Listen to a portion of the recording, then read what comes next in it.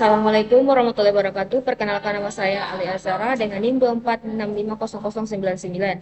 Saya dari kelas B ingin mempresentasikan tugas saya mengenai jurnal tahun 2023 dan 2025. Tanpa berlama-lama, mari simak videonya. Pertama, jurnal 1 yaitu tahun 2023 yaitu metode BFS. Judulnya penerapan algoritma Breadth First Search untuk penentuan jalur terpendek pada sistem pencarian lokasi darurat di kawasan perkotaan. Lalu, pendahuluan penelitian ini mengevaluasi penggunaan BFS dalam sistem pencarian jalur darurat seperti rute ambulans, pemadam kebakaran, dan evakuasi. BFS dipilih karena mampu menemukan jalur terpendek pada graf tak berbobot.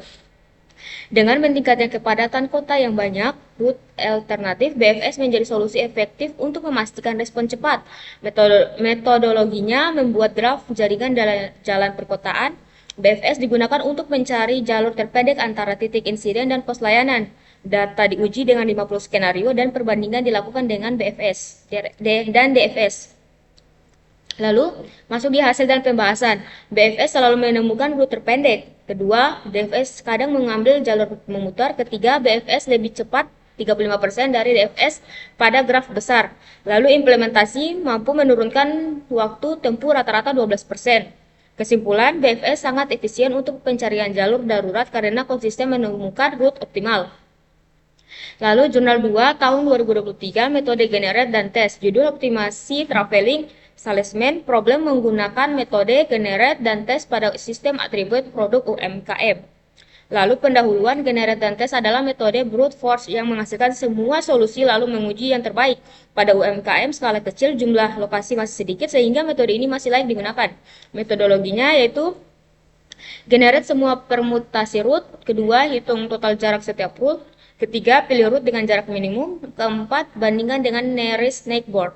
Lalu hasil pembahasannya akurasi 100% menemukan rute optimal, waktu proses naik signifikan saat jumlah titik lebih besar dari 10, lebih akurat dari metode heuristik. Kesimpulan, untuk distribusi kecil, generate dan tes adalah metode optimum dan sederhana. Jurnal ketiga tahun 2024 metode DFS yaitu judulnya implementasi Depth First Search untuk identifikasi jalur akar masalah pada sistem diagnosa kerusakan mesin industri. Pendahuluannya, DFS sangat cocok untuk menelusuri penyebab kerusakan dalam sistem pohon keputusan yang dalam. Penelitian ini menerapkan DFS untuk mendeteksi sumber kerusakan mesin berat. Metodologinya, pertama membuat pohon gejala, lalu kerusakan akar masalah. DFS menelusuri cabang paling dalam, dan sistem diuji pada 200 kasus kerusakan. Lalu hasil pembahasan, DFS menemukan akar masalah secara konsisten, lebih cepat dari BFS pada pohon dalam, dan tingkat akurasinya 92%. Kesimpulannya, DFS efektif untuk sistem diagnostik dengan jalur gejala yang kompleks. Lalu, jurnal keempat tahun 2024 metode hill climbing, pemanfaatan algoritma hill climbing dalam optimasi penempatan sensor IoT untuk smart home. Lalu pendahuluannya, penempatan sensor IoT sangat berpengaruh pada efisien daya dan mencakup area.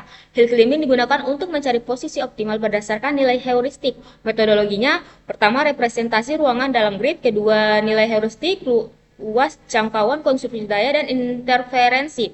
Ketiga, hill climbing bergerak ke solusi lebih baik secara iteratif.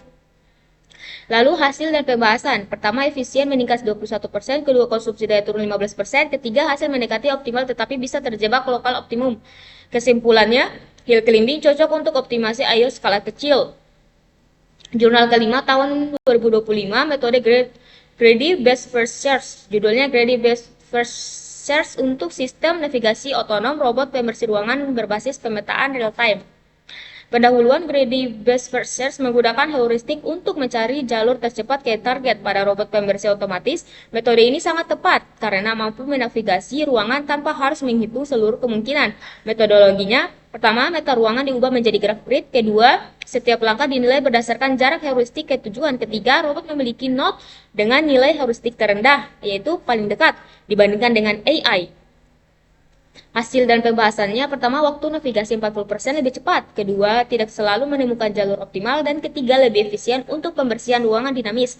Kesimpulannya, cocok untuk robot real time meskipun tidak selalu menghasilkan jalur terpendek. Lalu, Jurnal ke-6 tahun 2025, metode BFS, penerapan breadth first search pada game puzzle 8 untuk menentukan langkah solusi minimum. Pendahuluan, puzzle 8 adalah permainan klasik yang bisa diselesaikan menggunakan BFS untuk menemukan langkah minimal menuju solusi. Metodologinya, pertama, state puzzle direpresentasikan dalam node graph. Kedua, BFS menelusuri semua state yang memiliki jumlah langkah terkecil. Dan ketiga, sistem diuji pada 100 konfigurasi puzzle. Lalu, hasil dan pembahasan, BFS menemukan solusi optimal 100%, waktu meningkat drastis jika kedalamannya bertambah, tidak terjebak pada lokal optimum. Kesimpulan, BFS adalah metode terbaik untuk puzzle dengan kedalaman kecil menengah. Lalu perbedaan antar jurnal ringkasan per tahun. Pertama, perbedaan jurnal 2023 ini BFS fokus pada pencarian jalur terpendek di kota. Generate dan tes fokus pada optimasi rute TSP. DFS lebih cepat, generate dan tes lebih akurat. Perbedaan 2024 di DFS digunakan untuk penelusuran gejala mesin. Hill climbing untuk optimasi penempatan sensor, DFS lengkap dan mendalam. Hill climbing cepat tapi rentan lokal optimum. Lalu perbedaan 2025, greedy best first search dipakai untuk robot real time, DFS untuk puzzle 8, dan greedy lebih cepat tapi tidak optimal, sedangkan BFS lambat tetapi optimal. Sekian itu saja video dari saya. Bila ada kesalahan mohon dimaafkan. Assalamualaikum warahmatullahi wabarakatuh.